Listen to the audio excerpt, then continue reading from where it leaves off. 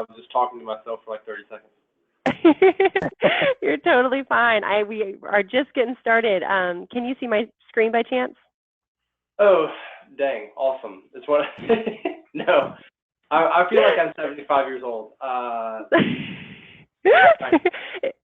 In those credentials that you saw, if you just take that link, copy and paste it in your browser, it should bring up my screen. Yeah, I can act like I'm 33 years old and do this. You're totally fine. Sorry, guys. The Andrews are used to this. We did a call the other time, and it was like 20 minutes in, and I wasn't using the GoToMeeting at all. I was just talking. I hate you, Hat. It's so funny. I'll get on here in a second if you guys want to keep talking. I don't want to interrupt. I'm sorry. No, you're fine. Our training won't take the full hour today. Usually we have a little bit of time for questions and a little extra time at the end. Anyways, I've already, just to kind of tell you what I've told them, I'm going to be switching between y'all's site today and the MemberClicks test site that I have up, so you can see invoices created and see some, we can actually be doing some searches, working with some live data versus me just saying this is what this would look like if your stuff wasn't here.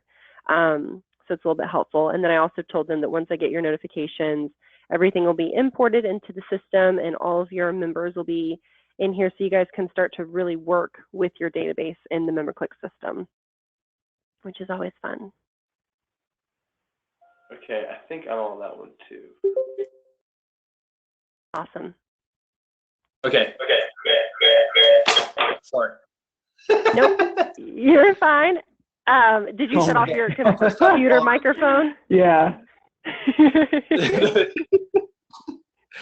Oh my God. Okay, I'm good.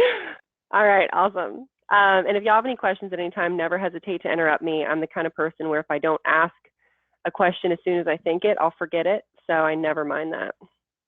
I do want to go ahead and let Hathaway know, because I'm not sure he heard that that you're recording this. So all those hijinks just now get to go down in the That's right. in the lore of the F-15B. That's right. I'm going to send the recording out to everybody. That's fine. So we are on the homepage of your MemberClicks site right now. So when you guys log in with your admin credentials, this is the exact same thing that you'll see, what I see here. This homepage is comprised of 3 different dashboard areas. The first 2 at the top are the membership dashboards.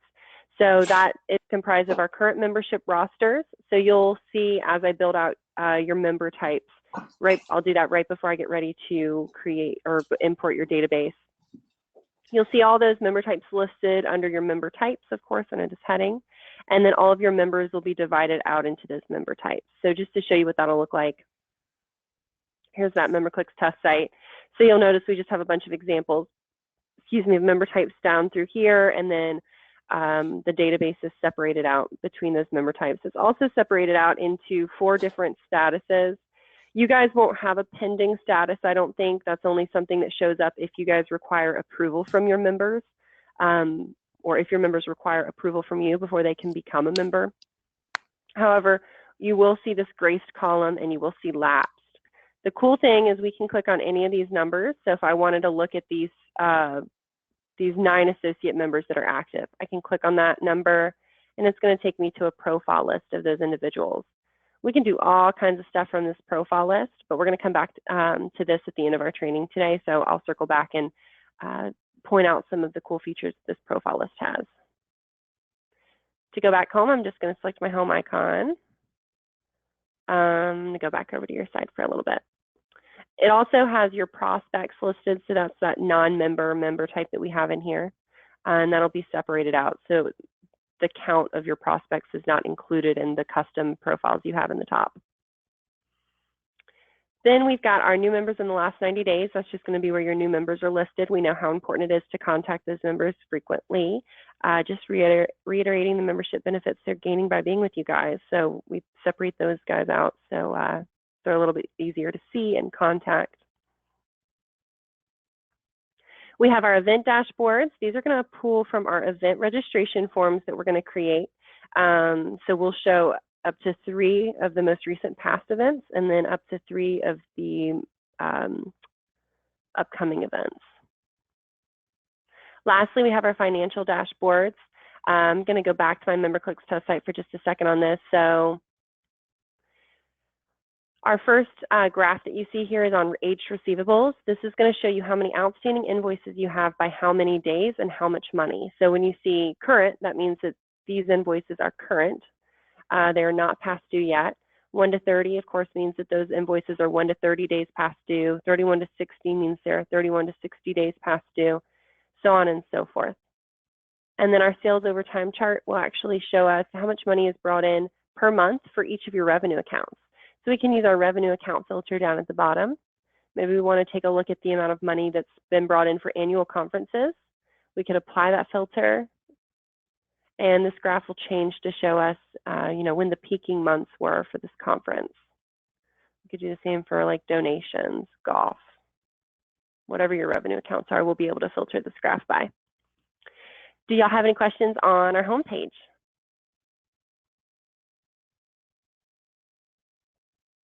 All right, Eddie. Okay, cool. I think I'm good. All right. So now we're going to take a look at your account settings for just a second. That's under settings and account settings. You guys will rarely have to come in here.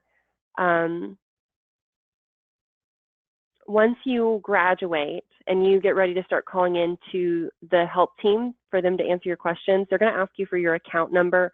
So that is one reason you might want to come to this page. Your account number is always listed in your account settings information right here. So you don't have to like memorize it or write it down or anything like that. It's always going to be under this account settings page. I'll also be setting your time zone, your membership year, your member numbers. I'm going to leave this on because I'll use this to import your database. Whether you're using QuickBooks or not, the email for your notifications, and then your billing contact information is held in here as well. But that's about it for this page. Any questions on account settings?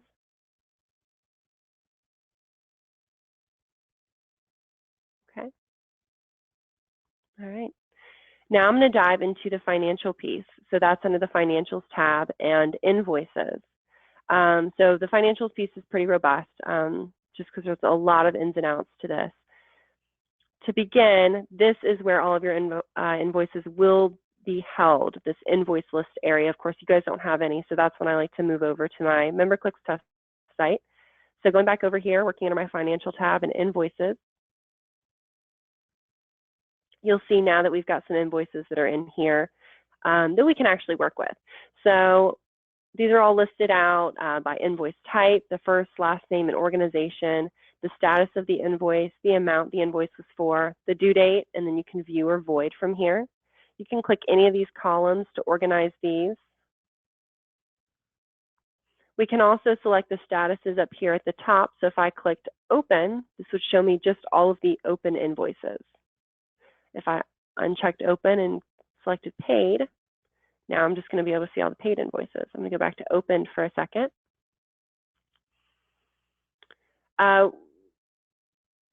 If any of your members at any point in time ask you to resend them an invoice, they will be able to access their invoices in their profile on the member side of the website once they're logged in, and we'll talk about that on our 4th training. However, sometimes you may have some members that just want you to send them an invoice just because it's easier for them for you to just re-email it to them. So you can just tag any invoice. You can also search invoices by first name, last name, organization, or or invoice number. So once you find the invoice you want to take an action to, you can tag it, and right here using email, this is going to allow you to re-email this invoice to that member. It'll allow you to add additional recipients if you need to, or you can change the email address this is going to. The default email address will always be whatever email address is in their profile. So that's what it's going to pull over. And if you have members that still like to work kind of snail mail, you can create PDFs and print these off. So what I just did is I exported this, which is going to be under my reporting and exports tab. Here it is. So I can download this, open it up, and now I can send this to a member, print it off, whatever kind of action we need to take to this.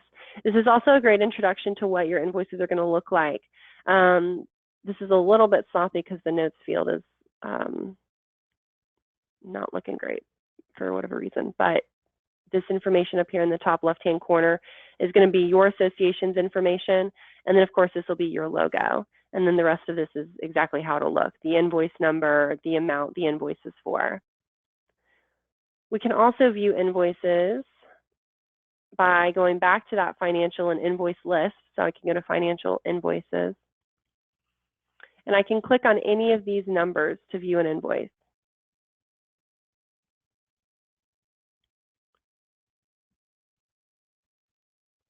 In the invoice I mentioned a second ago, you'll have the opportunity, or you'll have your association's information in the top left. Y'all's logo will be in the top right. This notes section can change with where this, with what is on in the notes field. I'm going to show you where you can add those in. You can add notes to the invoice. So this is great for, this is only internal, so it's great like if you void an invoice and you need to put a reason why. I know a person would forget why I voided an invoice. So that gives you the opportunity to add notes to your invoice. Like I said, those are internal. I'm going to go back to the invoice list one more time. I want to show y'all. Perfect. So if any of your members ever send you guys checks instead of paying online, or there's some type of offline payment that needs to be applied to an open invoice, all you'll do is search the invoice, click that number just like what I did of the invoice to open it up, and then we can apply payment by selecting Pay Invoice. And then instead of credit card, of course, you could apply credit card information, but you can also select offline payment. This gives you the opportunity to apply cash, check, maybe a wire transfer, credit, no payment, or any type of other payment that you guys might have collected. You can also add a reference check, and then you'd submit that offline payment, and at that time the payment or the invoice will show paid.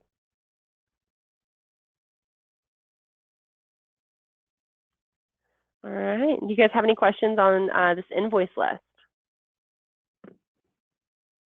So far, so good for me. Okay, awesome. Quick one. That notes section, how long can that be?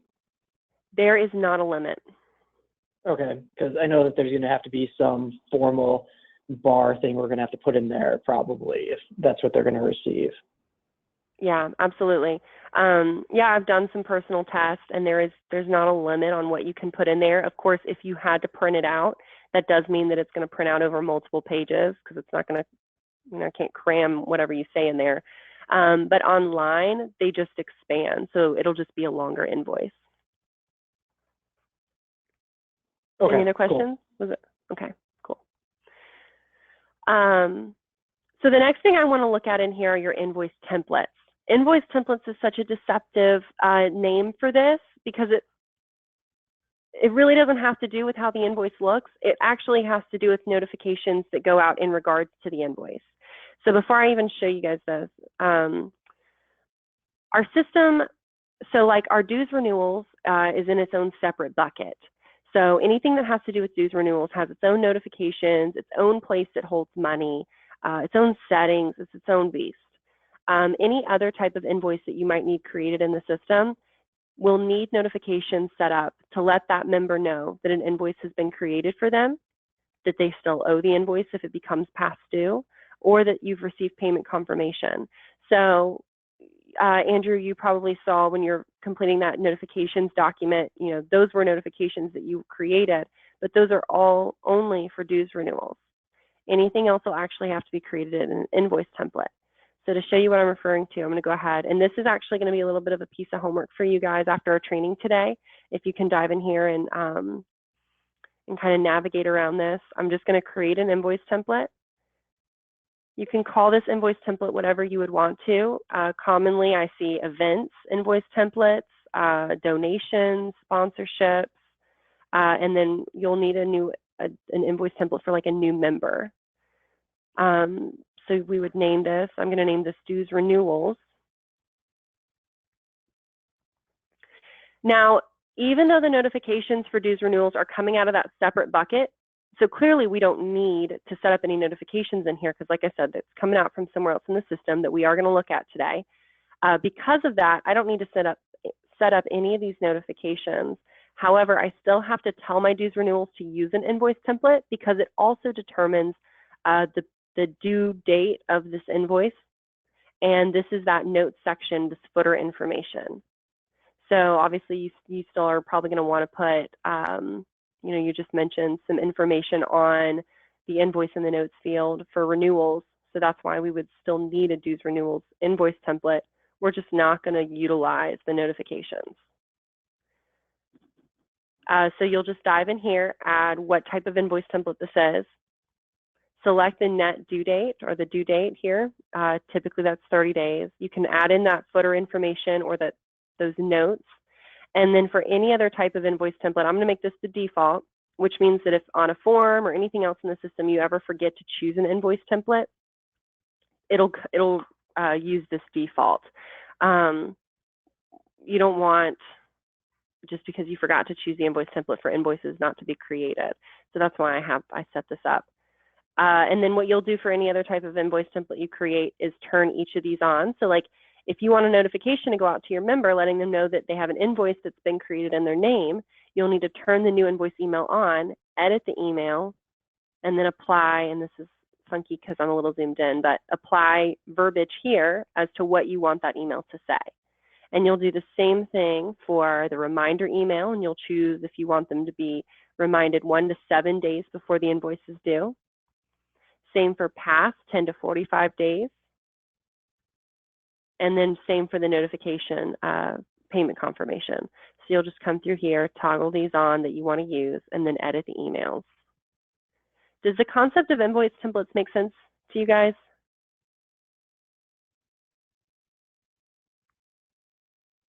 Yeah, that looks a little tricky. Okay.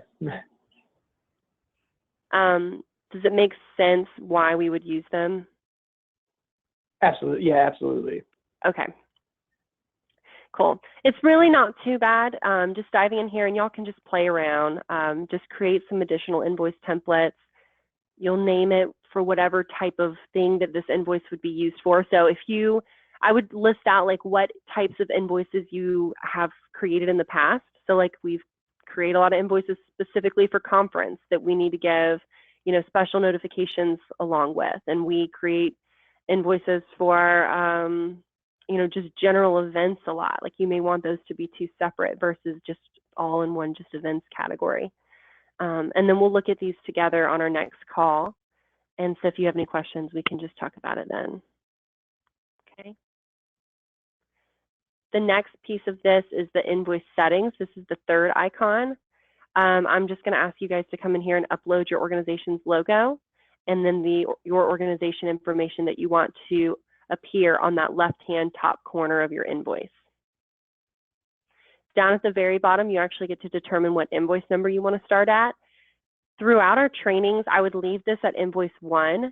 That way, because we're probably going to create some test invoices together. That way, all your test invoices are like 1, 2, 3, 4.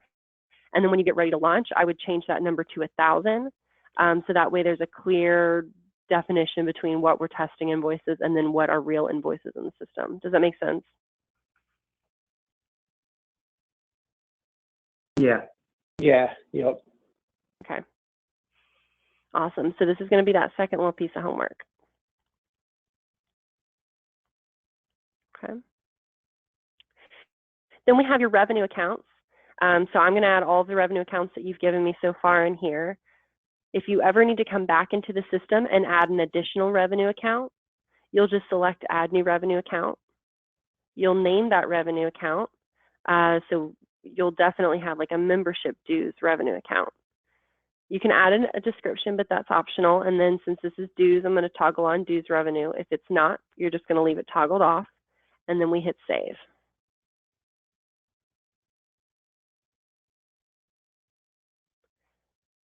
And lastly, you'll have your payment processor. So completing the information for the payment processor is going to be done with Moolah. And you'll know that that process has been complete because she will put your credentials in here for you. So instead of seeing my demo, you'll actually see y'all's credentials.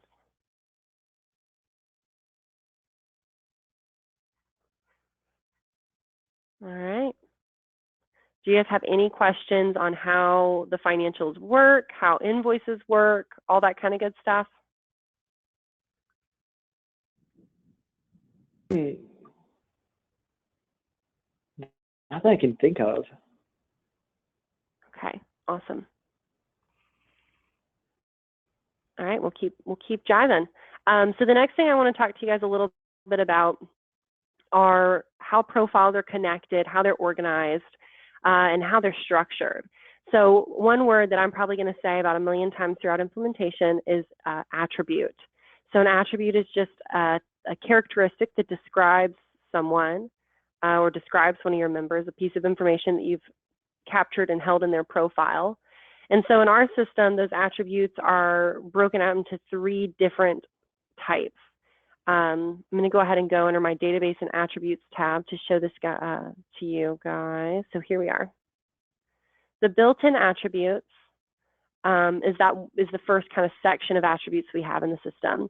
So built-in attributes, we can't get rid of these. We can never delete them. These are just those things that we've seen across the 1,600 plus associations we've worked with that we know that you're going to collect on your members. However, we do know that sometimes the type of these built-in attributes that you might want to collect can vary. For example, name. If I edit the settings for name, it allows me to make some adjustments. So once I get ready to import your database, I'm going to look at it and make sure that my built-in and all my attributes in the system match up to what you've given me. So if you guys have collected prefixes on your members, I'm going to toggle on prefix. If you've collected middle names, I'm going to toggle on middle names, and then same with suffix. If I don't see that you guys have collected any of that information, I'm just going to leave it toggled off. If you down the road ever want to, you're like, well, we really should collect prefixes or suffixes, you can always come in here and turn these on, and it'll start asking for those fields on your forms. So then moving forward, anybody that completes a form, and if they update the information, what their prefix or suffix is on that form, it's going to update within their profile. So that'll allow you to capture that information. Similar to name, you can also make some adjustments to the email address, physical address, and phone number. For example, email addresses. Right now, we just have a home field, but home may not apply to you guys. Most of the time, y'all are just kind of looking for a main or general type of email. We can also collect up to 5 different emails per member by creating additional labels. So you may ask for a main email address. You may ask for a personal email address. You may ask for a professional email address. You may ask for secondary. You may ask for a spouse's. Now you'll notice that it says that my limit's been reached, so we can't create any additional, but we were able to create up to 5 email addresses that we can now collect on our members.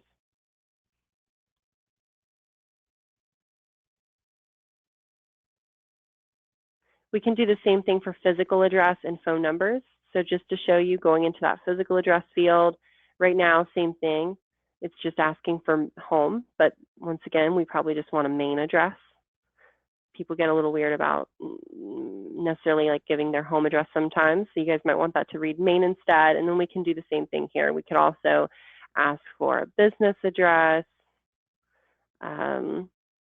mailing address, any additional types of addresses that you might want to ask from your member.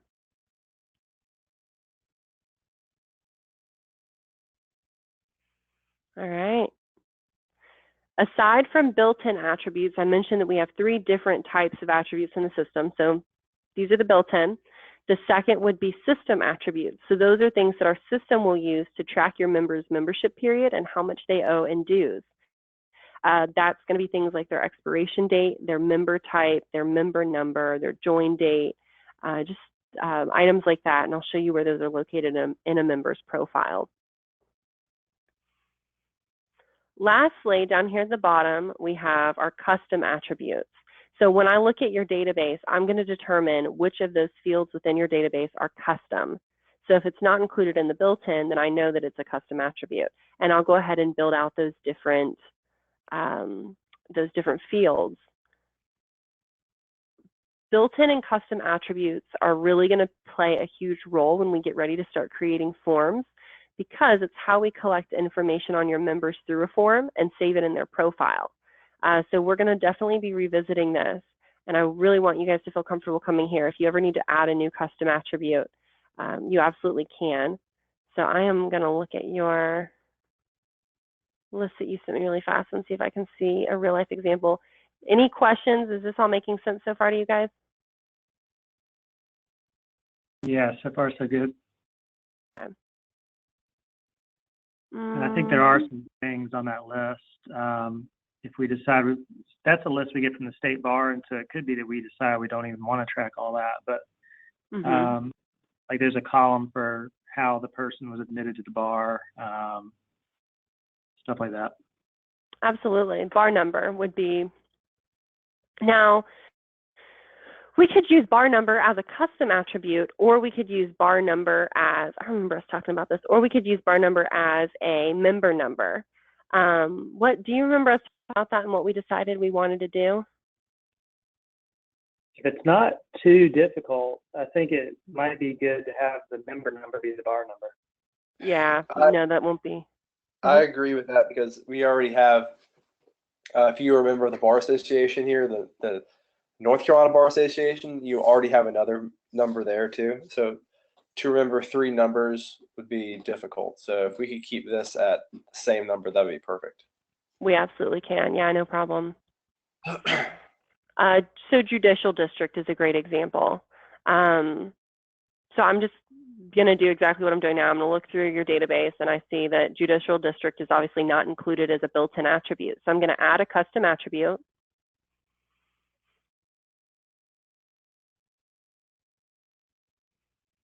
Call it judicial district.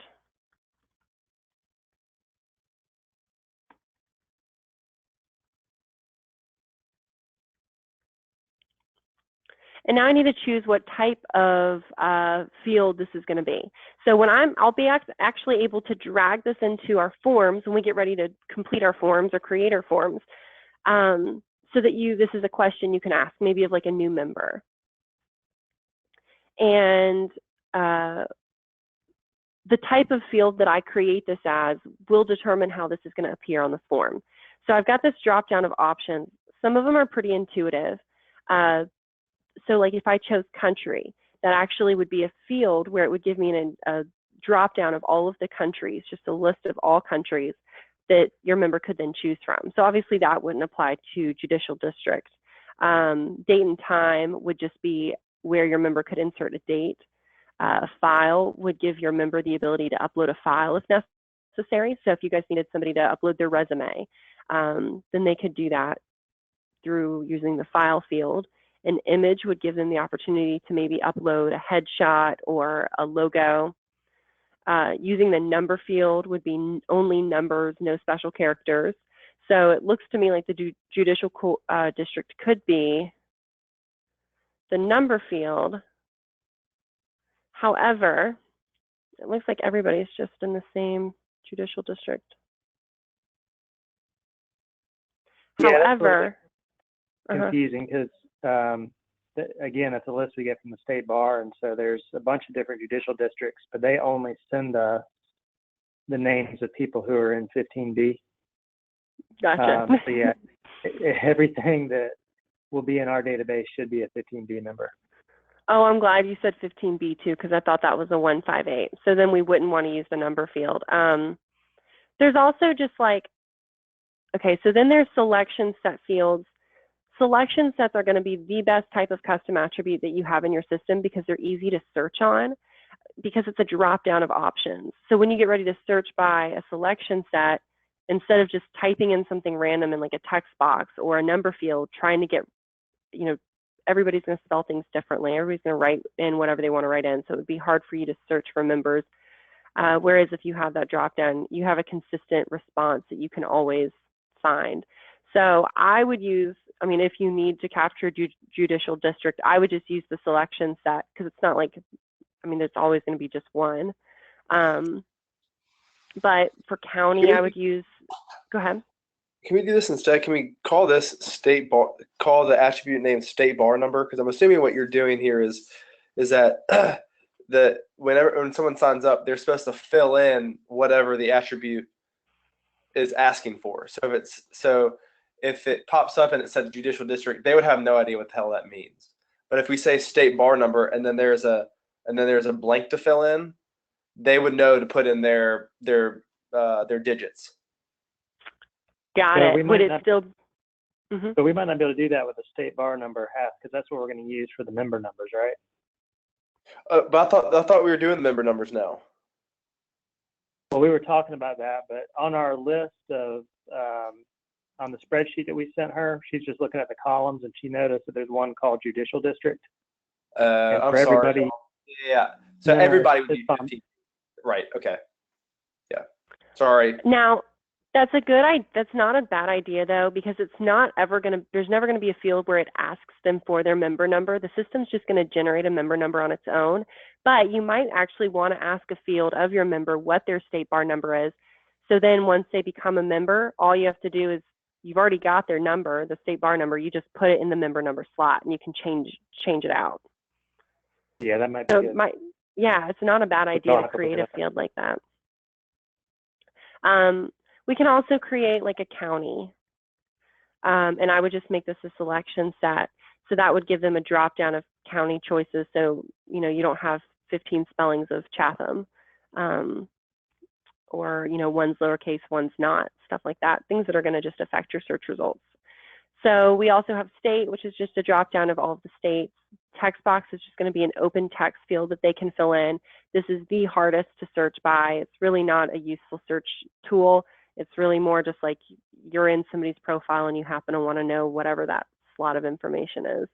And then website is just if you're collecting a website. When I do my import, like for the selection set, it's actually going to create the options for us. But if you ever needed to come in here and do this manually, you can just add in your selection sets down here at the bottom.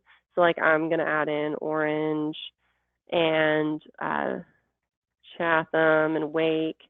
Whoops. And you could continue adding those in. If you ever need to change one of these, you can just come in here and make edits. Something else that I want to point out is we can have a couple of different ways to set the selection set up. So the way that it'll look right now is this example that you see. It's just going to give them radio button options next to each of these selections that we're providing them. This is only going to allow them to choose one option. Now, if this list was super long, which counties might be, then we can make it a drop-down menu. So now it's not like you have all of these radio buttons going down your entire page. It's just a drop-down, they choose it, and then they go on. We can allow your members to choose more than one option. So a multiple selection checkboxes will allow them to choose all three, two, or just one answer. And then same thing here, we can do it's like a scroll drop down. So they can choose multiple in here as well if they want to. Okay. For county, it looks like everybody only has one marked by their name. So I'm going to assume that there should just be one option that they can make. All right. Any questions on why I did that and how I did it? Nope. Don't think so. I'm not going to talk about this today, but on our next training, after I get your database imported, there's going to be another piece of homework, and it's attribute security and profile owner attribute security, these two right up here. So your members have the ability to view their profiles on the member side of the website, and they can update their profile. And then they can also, if you want them to, see other members' profiles. Now you guys will need to determine what they can edit, what they can see, and what they can't see at all in their profiles. And then same thing for when they're looking at a directory of your other members. We're going to come back to this next time. I'm not even going to go into it into detail, but just know that that'll be a piece of homework from our next training that I'm going to kind of give you guys. All right. The next thing that I wanted to talk about with you all are member types. So we've been under the attributes tab. Just to do a real quick recap, we've been on the home page. We've looked at those 3 different dashboards. We've looked at the account settings tab. We've taken a look at the financial piece, what invoices will look like, and you guys are going to get in here and create those invoice templates and the invoice settings. And then we just took a look at the different attribute types that we have in the system and how I'm going to build those out when right before I get ready to import your database. So then a second piece to this is member types. This is where I'm going to create all of your member types. And while I've got your database open, let me make sure I don't see anything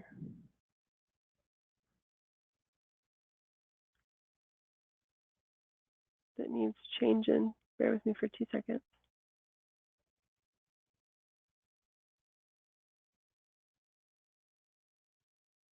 So you only have the 1 member type, so it's going to make y'all's life super easy, especially with the notifications, as of right now anyways. So can I assume that everybody on that database you sent me are all just active members? Yeah, I think that's right. We talked before about possibly wanting a separate member type for retired members that still want to, you know, get news and stuff. Mm-hmm. But we don't have any existing list of those to my knowledge. Okay. So what I'm going to do when I dive in here, and I'm going to delete my example one, is the reason I need your account settings and notifications beforehand is because there's this default settings and default notifications area that I'm going to fill in. So if I go into this default settings, I'm going to choose the invoice template that we're going to use for this, the payment processor that we're going to be using, the revenue account that we're going to be using. I'm also going to tell my system if my member types are period of time or if they're going to be date-based, which you guys are date-based since your membership starts April 1st. And then if we have a grace period, I'll go ahead and turn that on. And do you guys, what's your grace period? 4 months? Is that right? Yeah. 90 days. I think it's, yeah, 90 days. 90 days? Okay. Yeah, they don't 3 deserve months. it, but. So what I have to do is complete this information, and then I also have to fill out these default notifications. So this is where I'm going to put all those notifications in that you just sent me. The reason I have to do this before I create your member types is because when I create your member type, these settings are going to default in to each member type that I create. In our case, since it's only the 1, it's not a big deal. But in the future, you would really want to make sure that these are set up, because if you guys wanted to add in a retired member type, which we could go ahead and do, but we would want to make sure that it's going to pull from our default settings that we've created up here, which you guys will, yeah, you'll probably never have to do any adding of member types. In fact, I would probably ask you not to. If that's ever something you'd want to do, you can always just reach out to us. But it's not like difficult either. So I'm just going to create your active member type. I know that they have standard pricing because they all pay, how much is that? $45. Yep. I'm going to assign my custom attributes to your member type. So if for some reason county didn't apply to your retired members, like you just didn't need to know that, then you could just not have that checked in that member type, so it won't show up in their profile. We would make sure the invoice template, payment processor, all this stuff is good to go. And then at the very bottom down here, I'm going to put in their dues amount. Now this January 1st date is going to change to April 1st. But just as an example, I'll put in the price, which is the $45. If you ever have a price change, it's really easy to just jump in here and change that if you need to. And then save. So now we have your active member type created. So like I mentioned, there's not really reason for you guys to ever have to do that, but I'd just like to show you what I'm going to do when I get everything ready to import, kind of the steps that I have to take. Any questions on this, or is this all making sense so far? That looks good. Can it be set up that after the 90 days, it automatically goes to 60? So if they try to pay 45, it will deny it. So he's talking about our late fee. Like, if they're Yeah, out there that for $15. Yeah. So not technically, I don't think, actually. That's a good question. Usually it's an early bird, not a late fee. Yeah, there's not going to be a way that we can manually have the system do that. Honestly, Okay. the best way to handle a late fee is going to be, it's actually going to be super easy for you guys since you've got that one member type. So now you see your member type in here. You'll actually see any member that's in this lapsed category. So for example, in member clicks, if you get in here and you know that your members have now lapsed and you want to bill them, you would click on your total lapsed members down here. So it gives you a total of those guys. Once you click that number, it's going to bring you to the profile list. You'll tag all of the members on that profile list that you get.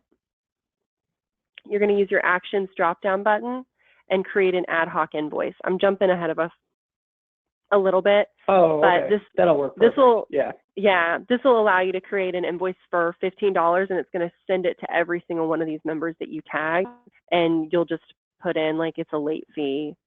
You'll choose your revenue account, and then you'll send it on. So it'll be actually really easy for y'all. Cool. Any other questions? All right. I don't think so. Cool. We are flying through our training. So just a couple more things that I want to point out to y'all. We have our search tool up here in the top right-hand corner. You can search first name, last name, organization, or email address. The second you have 3 letters typed into the search bar, it's going to go ahead and start showing you results. So I searched for my own name. I know I've got a couple of profiles in here. So it's going to show you anybody that applies to that search. Once you find the individual that you want to look at, you want to see their profile, then you'll click on their name, and that's going to bring you to their profile. These profiles are organized in a very specific way. So this left-hand box over here is all of those built-in attributes. So you'll see my organization, email address, phone number, physical address, my name, and then you also see my username. And we are going to send out a welcome letter together to all of your members when you're ready to launch. And in that welcome letter, we'll have their username data merged in from their profile. And we're also going to include a link where they can update their password. It's bound to happen that one of your members is going to reach out to you guys and say, it's just not working. I can't fix my password. The link's not working. Instead of arguing with them, it's always, I think, easiest just to reset their password manually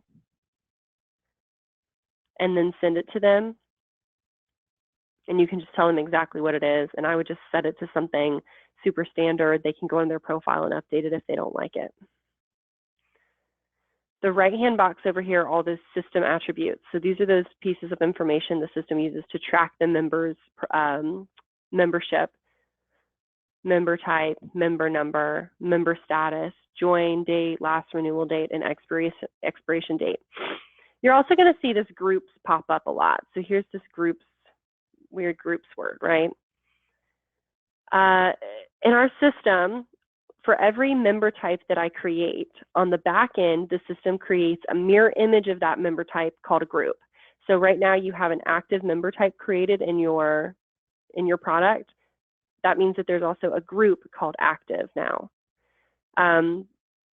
Member types control the membership period of your member, and they also control the dues amount that your member owes. Groups determine permissions in the system. So groups are going to determine whether I get to see special member content. You can even give me a group that gives me special administrative access to the back end, which is what we're looking at now. The reason these are two different. Mm-hmm. That'd be a good place for officers, for example. So whoever the officers are next to you, they could be in a group called officers, or board of directors, Mm-hmm. and then that would give them special permissions. That's exactly right. And that's exactly how it's most often used is for board of directors. The reason these are two separate things in here, member types and groups, is because I can only be in one member type at any given time. So if you tried to put me in two member types, it's just going to create two profiles for me, which is, you don't want that because, you're only paying for a certain number of profiles in the system and you don't want somebody having two. Also, then they have two logins and then that's confusing. So instead, while I can only be in one member type at any given time, I can be in multiple groups at any given time. So if I'm an active member and I need to pay that $45 as my active dues, but I'm also on the board of directors and need special administrative permissions, then you're just going to put me in as an active member and then add me to the board of directors group in addition to my member type. Does that make sense? Yeah, I think so. Okay. We'll look at it more closely together as we continue through our trainings. Mm-hmm. So would you do committees the same way? So like if we have a mentoring committee, would that also be the most logical place to set that up? We actually have a separate little house for committees that's part of our social community. Now that's not going to have anything to do with permissions. So if your committees get special permissions, then yeah, we would need to create a group. But if you really just need a safe space for your members, your committee members to send messages to one another and share files, then using our social community committees component will be what you need. Okay, that sounds good. Awesome. Lastly, down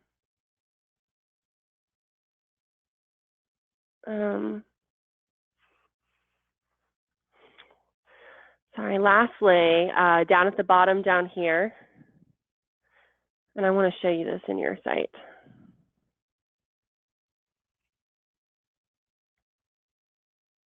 You're going to see a summary of the built-in attributes and of the custom attributes. So I'm just applying this so you can see where the custom attributes are going to pop up in here. So down at the bottom, here are all your built-ins, and then down at the very, very bottom are going to be all the custom. Do what? So take a look at that balance, everybody. That's $0 balance? Yep. And then you can update this information in here as well, so I just selected edit, and then you can save. So you can do this in anybody's profile. And you'll see how that custom attribute appears down at the bottom. Some of my favorite things about this is we can also view invoices from your profile. So if I'm like, that Andrew, I think he's got an open invoice, I can go in here, look at the invoice tab, and I can actually access the invoice from your profile. I can view all of your form submissions that you've ever created in the system from your profile.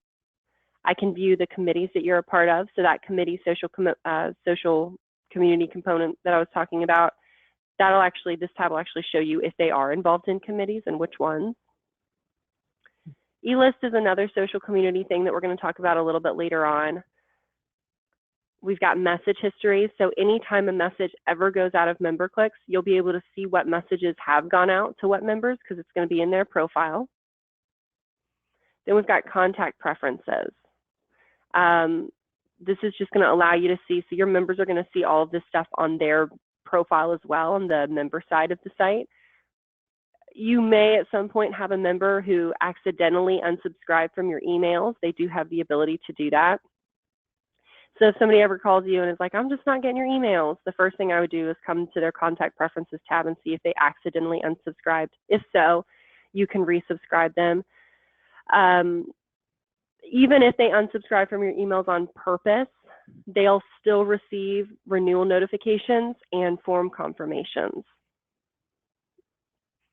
And then this first tab will just bring us back full circle to those built-in and custom attributes. Okay. Any questions on how these profiles are organized? I don't think so. Awesome. The next thing I want to show you guys is the profile list. So anytime you want to see a list of all your members, you're going to select profile list. And this is where everybody's going to filter in. We can use our advanced search button up here in the top left-hand corner to search your members to find specific members, like list of members. So you'll notice we can search by any of the attributes in the system. That includes built-in, custom, or system attributes. So I have this drop-down that lists all of those in here. All of these up top are the built-in attributes. Then you'll see out of the brackets are going to be your custom attributes like county. And then down at the bottom, these are all those system attributes that are back in brackets. If I wanted to search your members and find everybody that was in Orange County, then I can use this drop down. So now you can kind of see how having that selection set makes it easy for us to kind of search your members. Whereas if this had just been an open text box, it's like, where do I even begin? Like, what do I start typing to search? We can also add criteria, meaning that we can search by multiple attributes at one time. So if I wanted to find all of your active members, didn't want to include prospects, didn't want to include retired, just wanted to see the active members that were in Orange County, then I could choose both criteria and then search. I can also search by form submission. So once we get some forms in here, I'll be able to find out who completed or who did not complete a submission of one of the forms that we've created. This is awesome because if you have a conference coming up and you really want to send out emails to those people that haven't registered for the conference yet, you can see who did not complete of and then choose the conference registration form, and you can send those guys emails all day bugging them to register.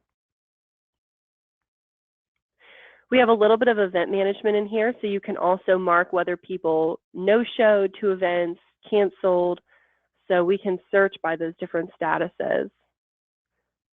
And then we'll be able to select the event that we want to find out who didn't show, who canceled, who registered, who didn't register, that kind of stuff. Lastly, all the way down here at the bottom, we can search by different statuses of your members. So if you have deceased members, you can actually mark that they're deceased, and then you can search on that status. Same thing for your lapsed members. You'll notice right now the default is active and graced. So lapsed members are not automatically included in your search results. Sometimes that's frustrating for associations because they're like, I'm just not getting everybody in my search. And it's because they don't come down here at the bottom and tag lapsed. And then lastly, when you delete profiles in our system, you're really just archiving them. They're never going to be completely gone forever. So you can always search deleted profiles and restore them if you need to. If you find yourself doing a common search all the time, if you're always searching, who an active member is that's in Orange County, you can save this criteria. So I can call this, active Orange County, and save that criteria. Now what I've done is if I navigate away from the site and then you come back in here and you need to pull some type of report, you've got this drop down with your saved criteria. There it is, active orange. So if I click on that, it's going to bring up the list of people that would apply to that search results. In addition to that, this list is dynamic, which means that if members over the span of you pulling your last report to needing to pull the next report, if you've had members that are no longer in Orange County or are no longer active members, that list is going to change with those people that are moving in and out. Once you get the list of members that you're ready to take an action to, you'll be able to tag all users. You can either tag just the ones you see on the page you're looking at or tag all of the members on all pages. That gives us 3 tag profiles. And then you can use your actions button to take some type of action. So we can undelete profiles or delete. We can remove these guys from groups or add to groups. So you can tag all of your board of directors and put them all in the board of director group at one time. You can change member types. You can override member status. So if one of your members hasn't paid their dues and they're lapsed, but maybe you find out they had a death in the family, then you can always change their status back to active. I showed you earlier how we can create ad hoc invoices. You can export. Exporting is going to allow you to name your export and choose exactly what you want in your export. So you don't have to get all these fields if you don't need them all. And then you would just export those profiles. Lastly, you can contact your members. Selecting contact is going to bring you over into the contact center. I'm going to talk more about this on our content training. But this is how you can send emails to those individuals that you tagged. All right, any questions?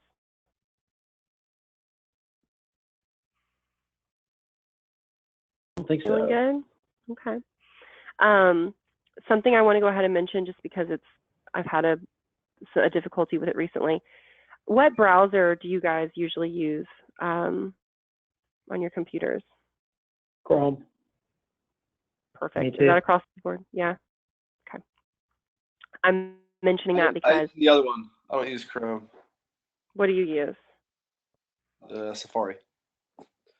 Okay, so you are going to end up having a little bit of trouble. Internet Explorer and Safari are recommended, and that's not just for us. That's for everything that you do. Everything that you do. I would definitely recommend using Chrome or Firefox when you're working in the back end of our site. Do what? Should I just switch to Chrome in general in my life? Is that what you mean? I mean, I'm not.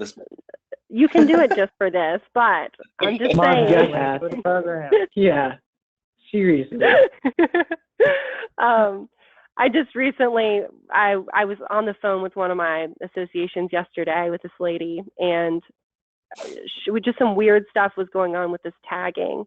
And we were on the phone for like an hour trying to figure it out. I ended up having to give it to my engineers because I was like, I just don't know what's going on. And they said, did you ask her what browser she's using? And I did ask her, but she did not know what a browser was, which I understand because, you know, sometimes that's difficult. And anyways, we found out she was using Safari. And so that's why I wouldn't recommend using it. I'd stick with Chrome or Firefox, especially when working in the back end. You'll just see some things that are frustrating. All right. I'll do it. Thank you. Awesome. Well, that's kind of all I had today, guys. Any questions? You guys want to go ahead and schedule our next time together? Yeah, that'd be great. Schedule a time.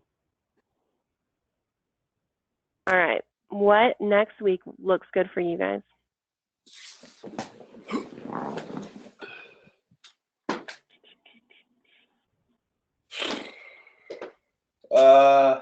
Next Friday is the best for me. Yeah, that's probably best for me too. Morning or afternoon? Any of them are fine.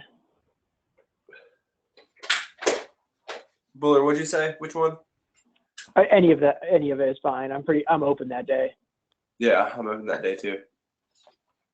I could do either like 9 a.m. or like 12 or 1. 12 or 1 probably works best for me. 9 a.m. I probably won't have my kid dropped off yet at daycare. Oh, yeah. Yeah, let's do 1. Okay. Awesome. Cool. So that I'd like to be our content training. I don't think I've gotten your design document yet. Is that something that does that sound right to you? Do you still owe that to me? Yeah, that's right. Yeah, we haven't done that. If you could finish that, like maybe end of day tomorrow, or really if I could have it by end of day Tuesday, I would be able to get it to my designer in time for it to be in place by Friday. So just whenever you have an opportunity, if you could send that over to me, that way when we do the training, it'll actually be in your template. Otherwise, it's a little confusing. Okay. All right. Anything else, y'all? I don't think so. No. Okay, wonderful. I'm going to send y'all a follow-up email just with some helpful resources to complete those few little homework pieces. If you have any questions for me on anything, don't hesitate to reach out. And other than that, I just look forward to talking with you all next Friday. and I hope you have a great weekend. All right, thank you. You do the same. Thanks. Talk to you soon. Bye. Hey guys, really quickly, do we need to have a meeting before the annual? Yeah. Yeah. Okay. When you want to do that? What does it look like for you guys next week? I guess it's quickly approaching. I don't even have our numbers yet.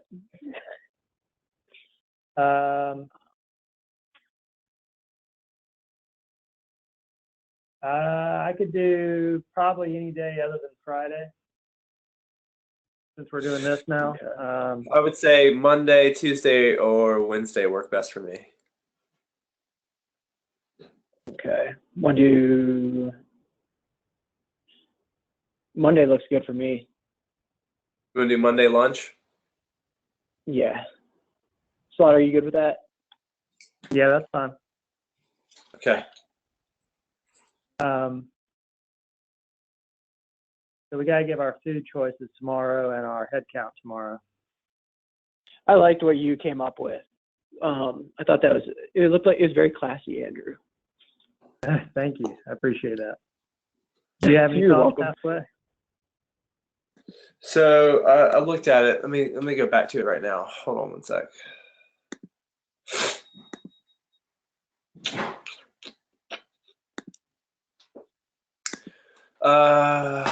So does either one have a? I guess there's no vegetarian option, is there? For people, I'm not a vegetarian. Yeah, there's no vegetarian entree. So I basically chose on the there is no salad or starter course on the barbecue meal, but on the seasonal meal I chose what looked like a vegetarian salad. The other two had meat in them. And then I tried to pick some sides that didn't have meat in them. Let me take a look back. Hold on one sec. But I didn't see any entrees that weren't meat. Which one would y'all rather do? Seasonal.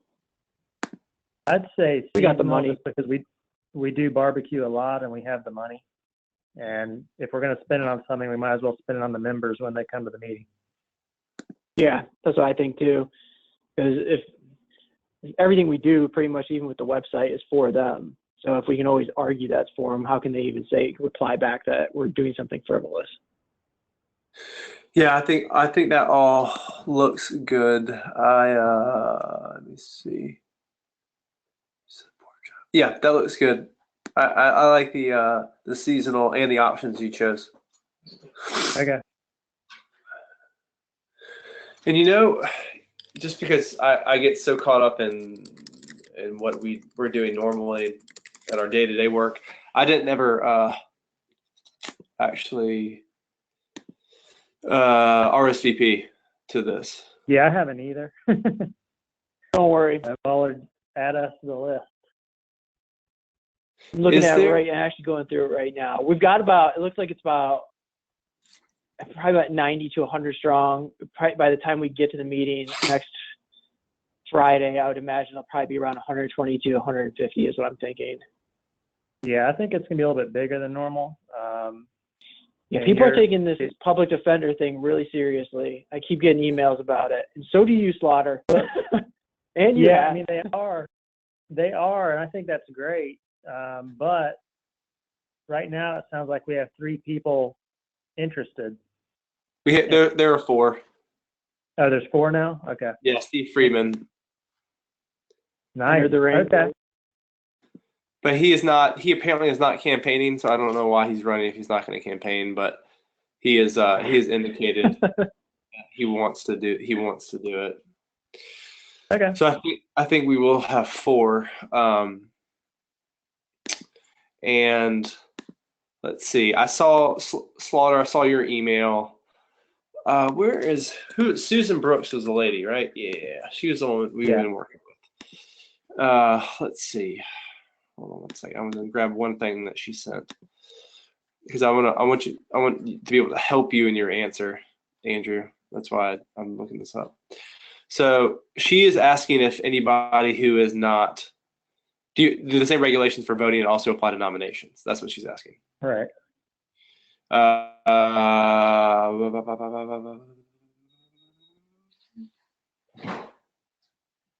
mean, what I think about that is this, that, yeah, we should say that that's true.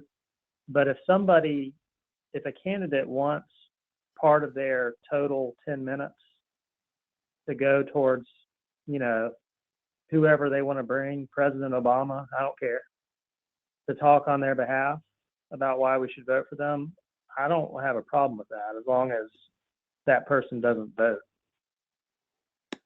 Well, the way that Does that the make rules sense? are written, the rules, I mean, and my excuse is that it's not that I want to blame IDS for anything. I just want to be able to fall back on them and say we did everything the way they told us to do it. And Yep, the way the rules are understand written for nominations, it says nominations may be received from the floor from any member authorized to vote. Now, what that means is that you have to be a member of 15B and reside here. But for purposes of voting, you don't have to be a member of 15B. You just have to be a resident. Right. So it actually makes it more stringent to nominate than even to vote, which is stupid. But that's what this is what those regulations say. I spoke with. Go ahead. That's fine. Is she hoping? Does she want somebody who's out of county to nominate her, or is she hoping to keep somebody from out of county from nominating somebody else? That's what I'm wondering. I don't know. I don't. It doesn't matter. I mean, because I think either way, if somebody wants somebody to speak for them, as long as they're not doing the nominating, I don't know that matters. As long as they don't go over their 5 minutes. Yeah, I agree. Yeah. I mean, that's what I was about to say. There's a difference between nominating somebody and going up and speaking on their behalf. Right. So Who wants to do this? Someone wants to do this? so the Are we other gonna drag thing, this out for like an hour?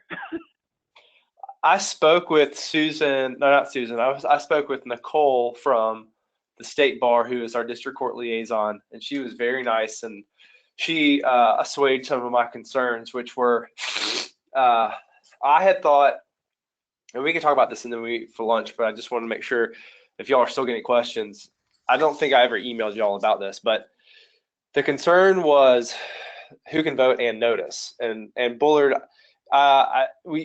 Slaughter and I haven't been linking you in on everything because we were getting so many emails that I didn't want to overburden you. Okay. But the gist of it is this: is that for voting purposes, you have to be a licensed attorney in North Carolina that resides in either Orange County or Chatham. You do not have to be a member of 15B. And that specifically is stated in our regulations. Let's see. Right, number, I don't know, 5 or whatever. It says voting shall be limited to those licensed attorneys resident in the district who are in attendance at the meeting.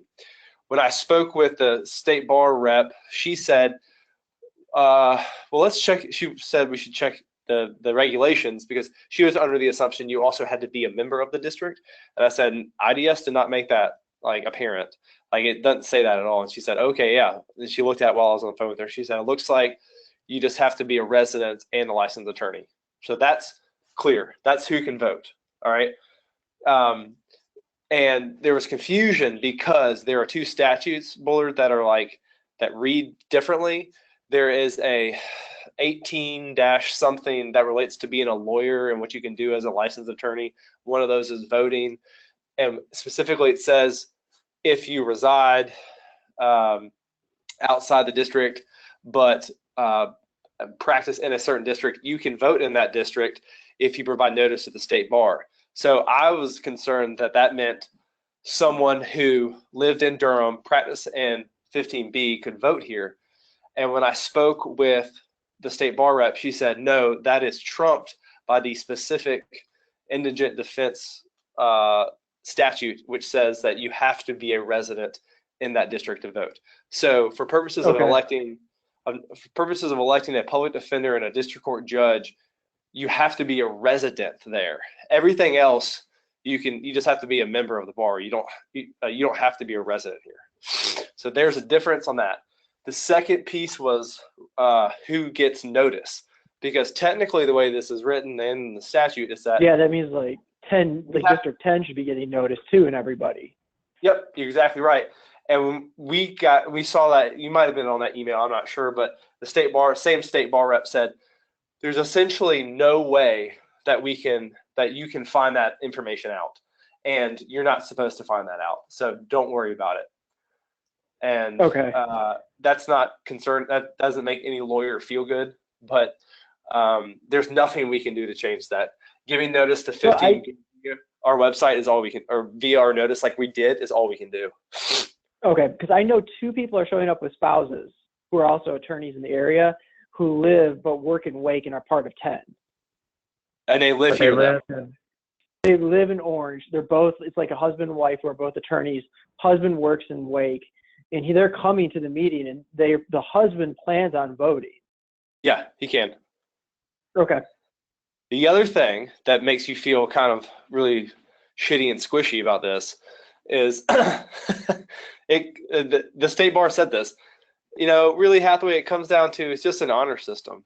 What the hell? Like this, we're electing a public defender. It's pretty damn serious. So we're going to announce it and hope that everybody just adheres to it. She said, yeah. So she said what we need to do is to protect our own ass is like print out the statute and bring it, and print out the regulations and bring it. Okay. Just so if anybody has any questions, we can show them. Got it. I mean, and I just want to make sure. Go ahead, Slaughter. We're all licensed attorneys, and we should be able to trust each other with where we live. Yeah. So I'm okay doing. You want me to bring the bar list? So I mean, we've got 2 options, right? We can either hand them out to people who say they're eligible to vote, or we can check people in. And if they're not, I mean, if we check people in, that basically means we're checking everybody's address when they come in, because unless you know. Yeah, and you're going to hand them a ballot pretty much. Yeah, so that's going to slow things down a bunch. I mean, I don't mind doing that really in principle, but I kind of feel like it's overkill. Yeah, probably. Yeah, I agree. What do you think, Adam? But what do you want to protect ourselves? Do you think we're going to get blowback from that? If we don't do it, or if we do it? If we don't sit and specifically verify every person that's voting. No, I would say that if anybody, if it comes down to it and anyone starts to make a fuss, we can say the state bar has told us that this is based on an honor system. This is not based. They specifically told us that. And if anybody wants to challenge somebody else, they can let us know and we can check them. But this is I think that comes if someone makes an issue of it. I think at this point, everybody has the regulations. We've been upfront and they know how you can and can't vote. I mean, somebody's going to have to be taking this pretty damn seriously to want to come in and misrepresent where they live and potentially. Oh, I think some people are taking it extremely seriously. Well, I don't from some of the notes I get. Potentially risk us have them be reported to the state bar about trying to fraudulently vote in a public defender election. I mean, is somebody really going to take it seriously enough to take that risk? So that's what we can say. I think that's a great point. So there's two things. I think we shouldn't make it a big deal at all. I think how we should do it is just I think we should hand out the ballots. Don't just put them at the table, but hand them out once we get to that section and walk around and hand them out, and have a number of people hand them out. And then you can put on a slide on the back the regulations, or specifically, or what you could say is, now we're moving to the section where we are voting on the public defender.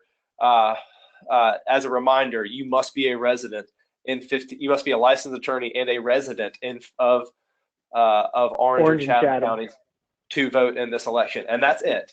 And then if someone does make it a fuss and wants to complain and says, you know what, this is ridiculous. How can we verify it? And we can say, well, State Bar has informed us that this is a honor system piece. If we do find that there are someone fraudulently voting in this, we will report them to the State Bar. And if you have any concerns, you want to challenge someone, that's fine, but you need to make that known. Yeah.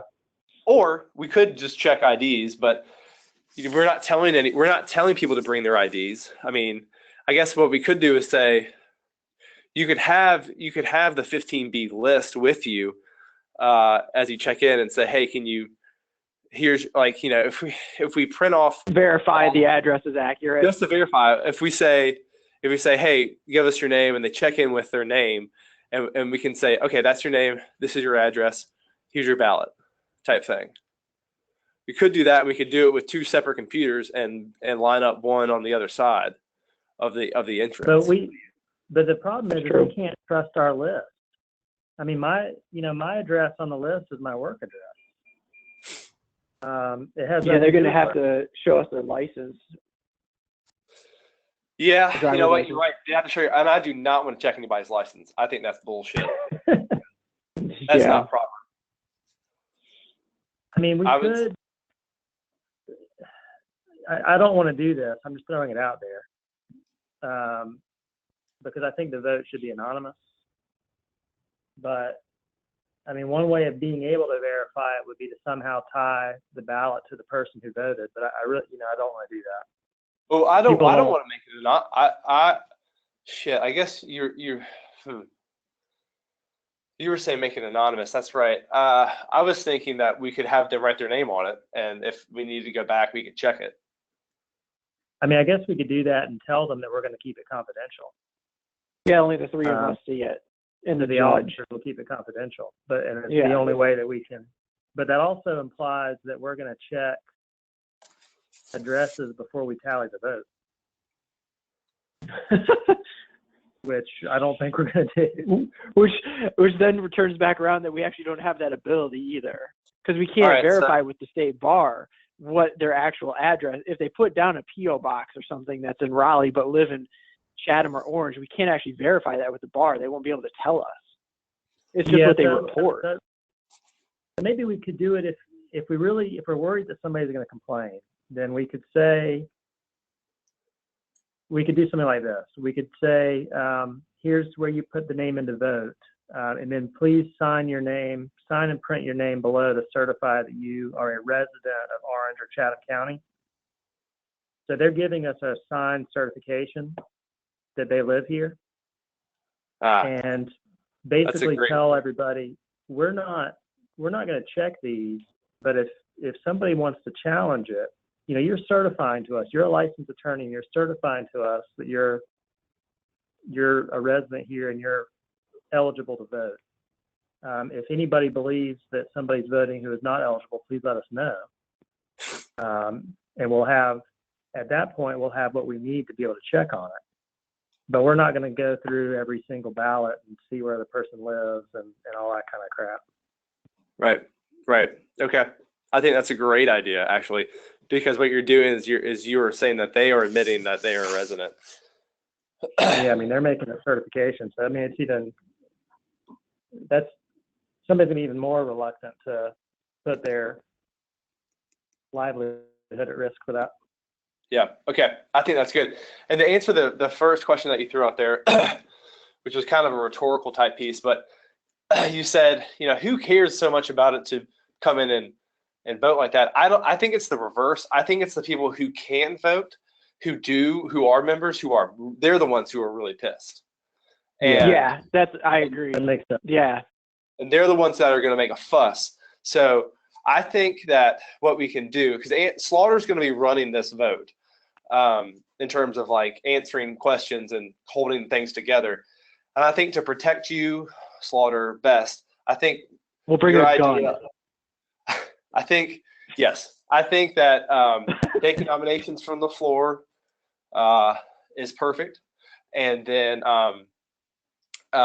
we'll then say, we'll close nominations after we get the 4 people who we know, and then once we close nominations, then we can say, all right, we will give we'll give 5 minutes to anybody who wants to speak on behalf of each nominee, and then we'll give each nominee 5 minutes, and the 5 minutes for the person who's supposed to speak on behalf, they get a total of 5 minutes. So if you have 4 people who want to speak, they can each speak for like a minute or so, but they can't speak for more than 5 minutes total.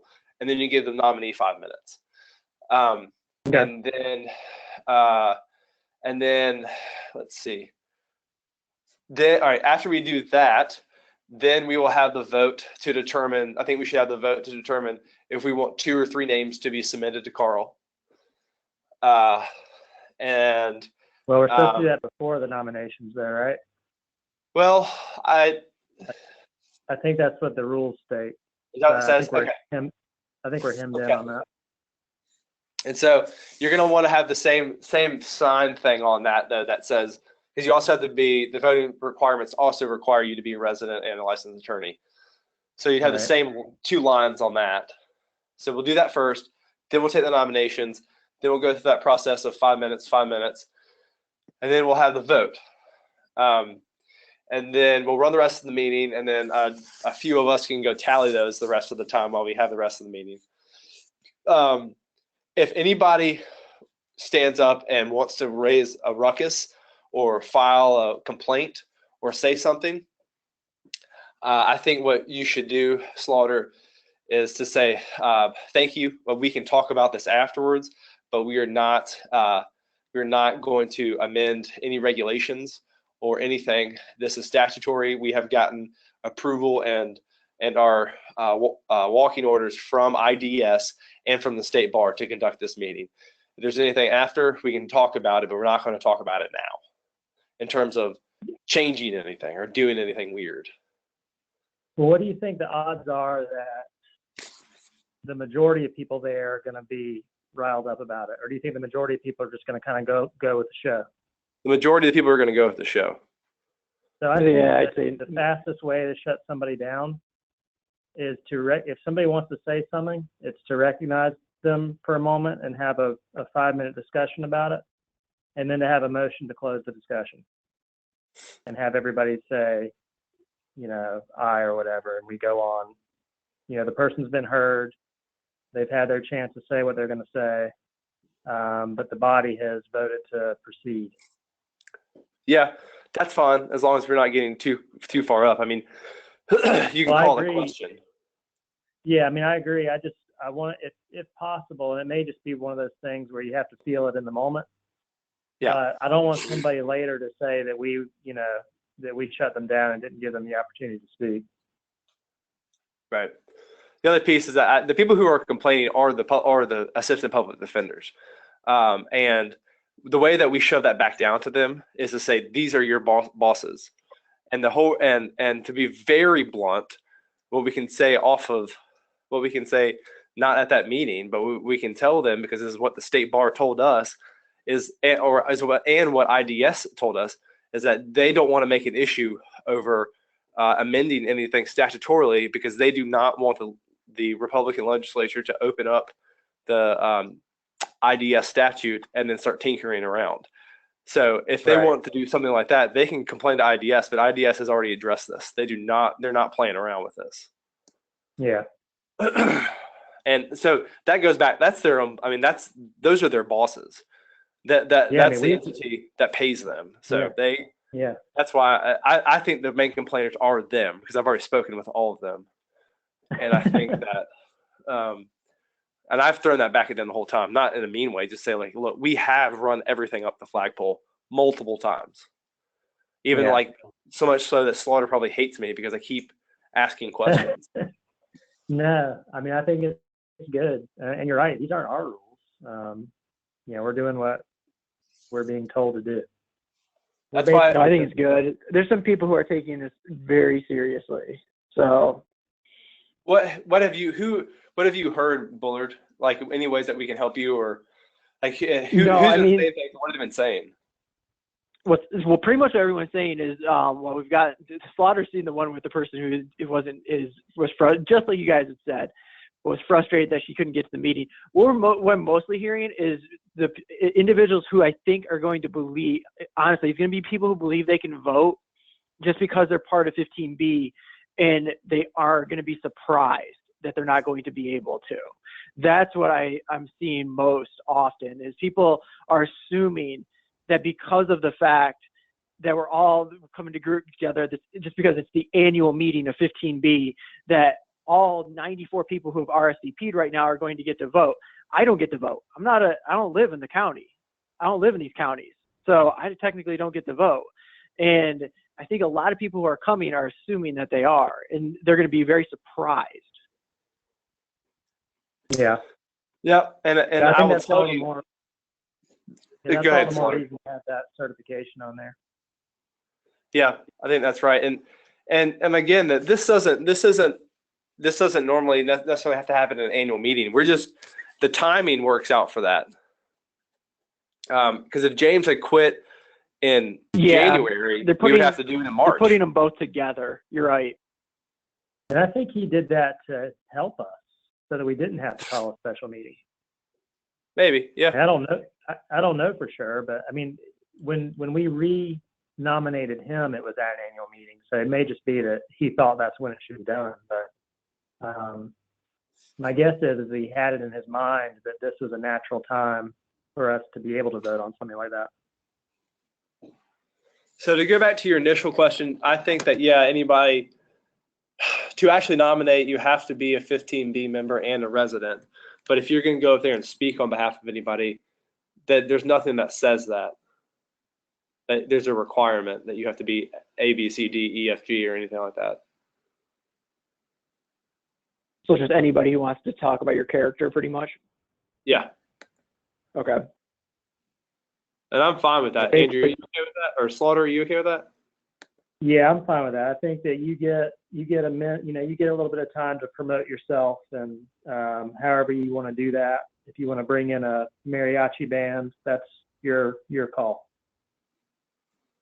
I'm not going to tell people that, but that's my feeling on it.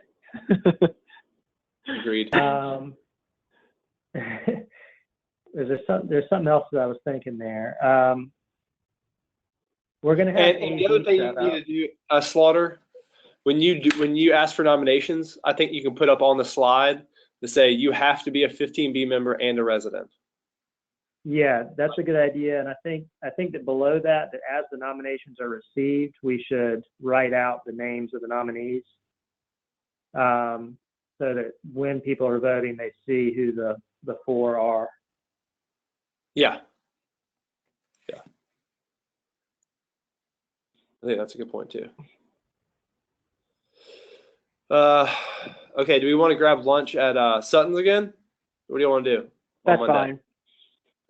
Yeah, that's fine with me. Okay? That's fine with me. Biggest complaints are going to come about me not cashing checks early enough. You want to say 12:30? Yeah, that's fine. Sounds good. Okay. Cool. All right, guys. Good work. I agree. All right. Talk to you soon. Get this vote past us. All right.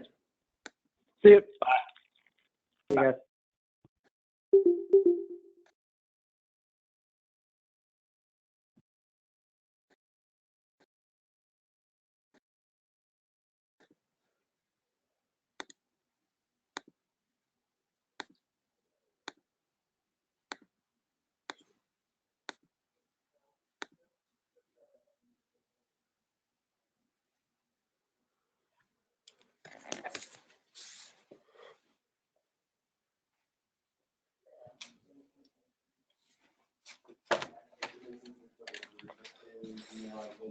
On the last condenser, and it's coming out of that.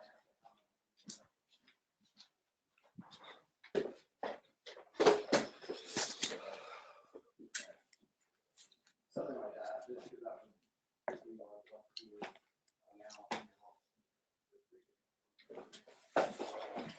Go in.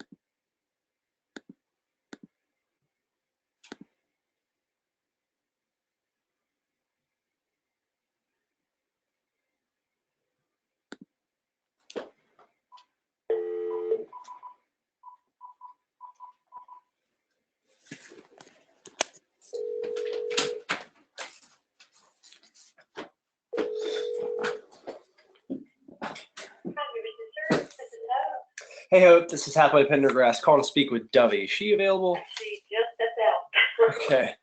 She'll be back in probably about 5 minutes or so. Okay. You want to check back? Yeah, that's fine. All right. Thanks. Bye-bye. Bye-bye.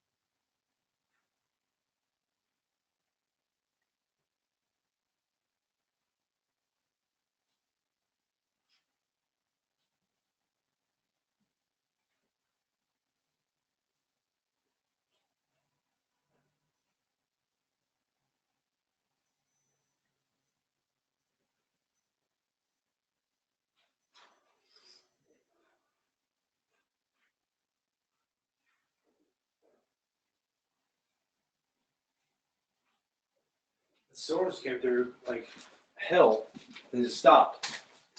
Like it's not raining at all now.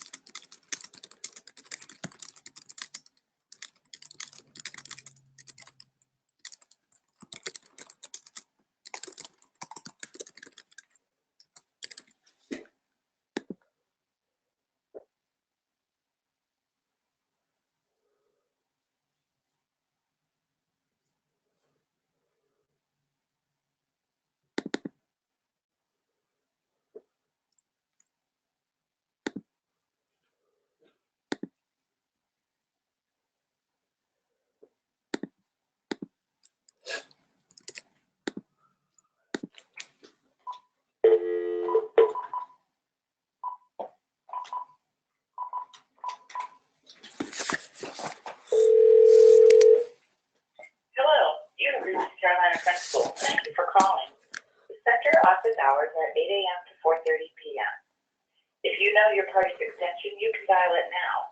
Otherwise, please listen carefully to our new options.